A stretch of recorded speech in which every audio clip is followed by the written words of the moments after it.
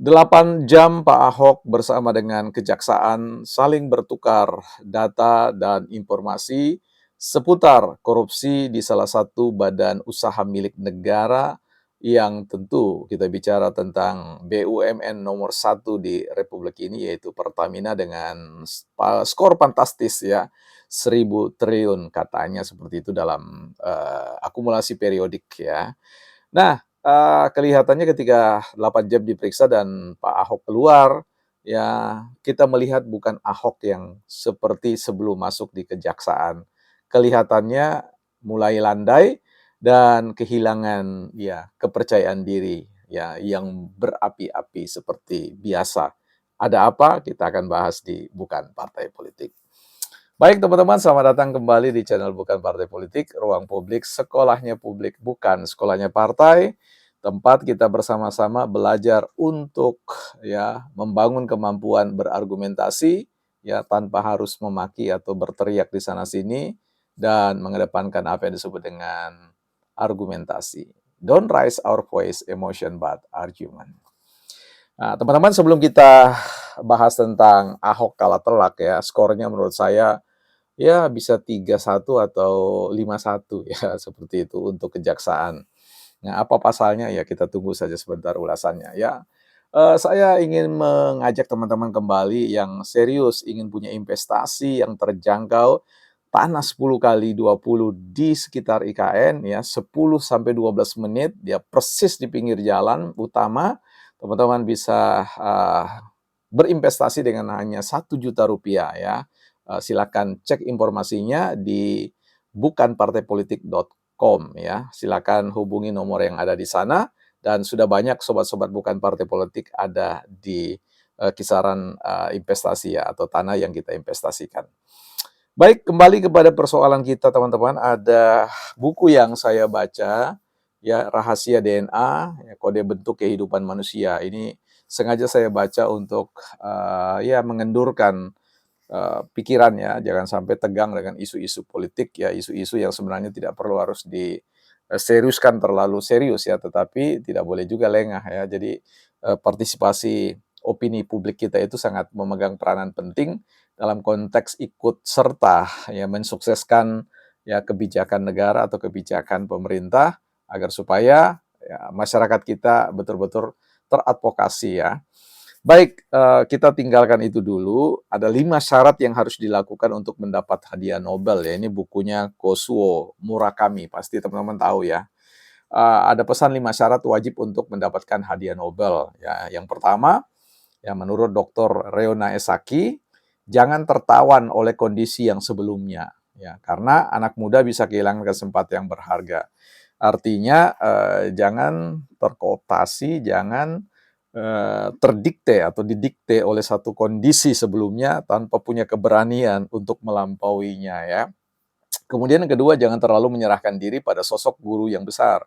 Artinya jangan terlalu terpesona dengan gelar-gelar guru, profesor, guru besar dan sebagainya ya, yang bisa saja nanti memandang diri sendiri kerdil, kecil ya seperti itu ya. Belum tentu pandangan pikiran guru besar, argumentasi guru besar itu sebesar ya apa kenyataannya ya seperti itu.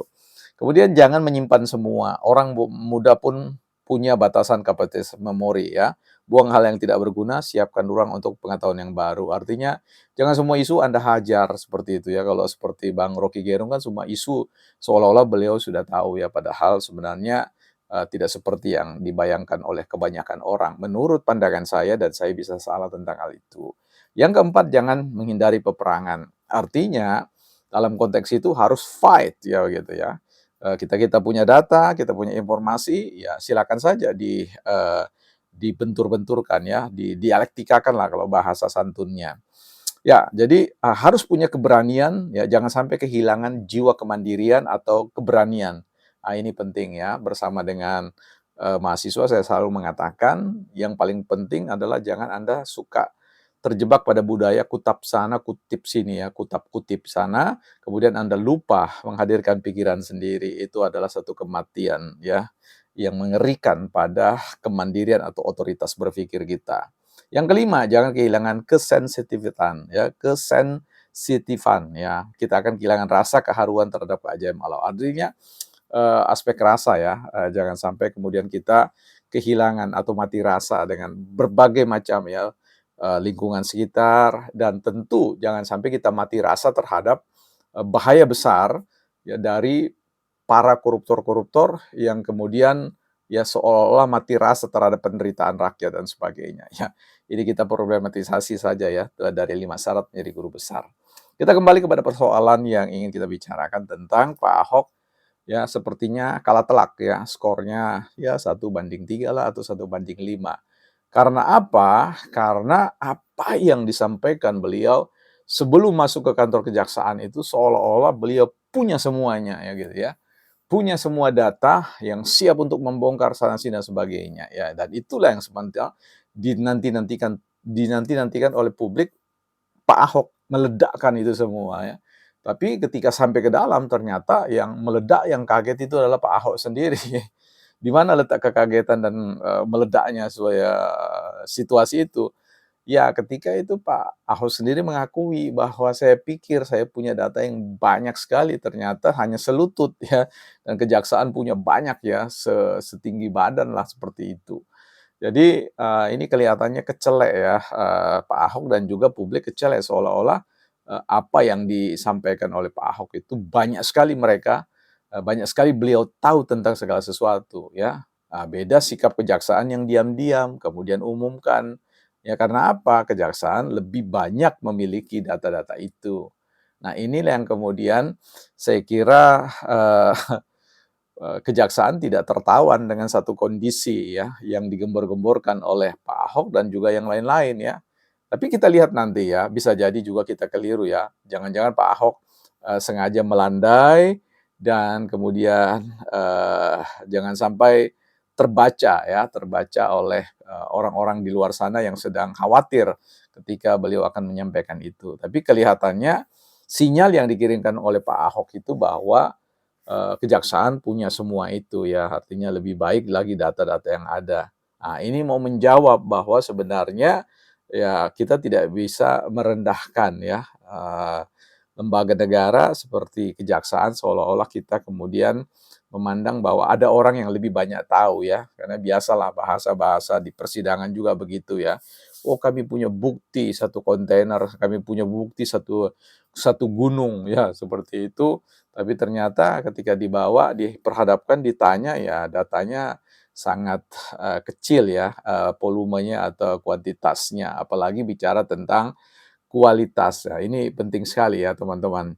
Nah, ketika kita bicara tentang persoalan ini, menurut saya, yang perlu kita, perhatikan bersama-sama bahwa upaya-upaya pemerintah untuk memberantas tindak pidana korupsi itu terukur ya. Terukur artinya, tidak kasak-kusuk, tetapi kemudian satu demi satu itu dikupas, dikuliti, dan kemudian, orang tiba pada sebuah, kenyataan bahwa, ini tersangka, yang ini tersangka, yang ini tersangka. Bahkan kita lihat ke depan secara progres Pak Prabowo, presiden kita, itu punya keinginan untuk membangun satu penjara khusus untuk koruptor di sebuah kepulauan terpencil ya, yang jauh dari akses publik dan sebagainya ya. Ini merupakan satu langkah baru yang, menurut saya menarik untuk diikuti.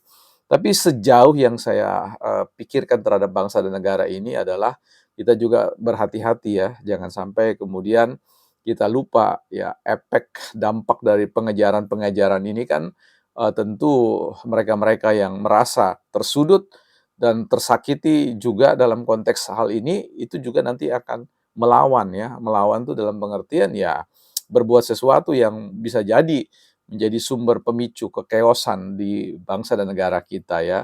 Dulu-dulu kita pernah belajar secara sejarah bahwa ketika ada peristiwa-peristiwa penangkapan koruptor, ya biasanya akan memicu kerusuhan di sana sini untuk mengalihkan isu yang jauh lebih kuat dan sebagainya. Inilah yang kita tidak mau. Sebenarnya nasihatnya Pak Prabowo itu penting ya untuk kita timbang-timbang ke depan lah. Artinya ya sudahlah ya, sudah itu dalam pengertian benahi, baiki, jangan lakukan lagi dan kita membangun Indonesia yang bebas dari katakanlah margin error-nya lah kecil terkait dengan tindak pidana korupsi yang ada. Nah, ini yang menurut saya bukan partai politik juga support terhadap itu. Bukan berarti tidak support terhadap pemberantasan ya korupsi karena sekali lagi tentu korupsi itu adalah extraordinary crime ya, kejahatan yang luar biasa.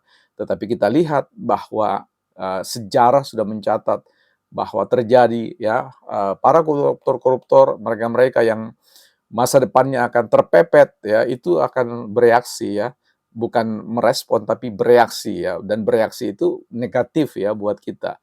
Nah ini jadi menurut saya kita perlu harus berhati-hati juga membangun respon-respon opini kita agar supaya menurut saya ya tawarannya lebih baik kita timbang-timbang ulang apa yang dipikirkan oleh Pak Prabowo, jauh lebih baik kita benahi ke depan ya yang sudah ya silakan saja kemudian melakukan mediasi-mediasi kalau Pak Prabowo itu yang sempat disalah dimengerti adalah bagaimana mengembalikan kerugian negara dan seterusnya dan sebagainya. Saya kira itu catatan kita, mudah-mudahan Indonesia tidak kalah telak dengan skor pemberantasan korupsi dengan cara-cara yang kalau bisa tidak perlu harus zero zoom ya, habis-habisan, bukan partai politik.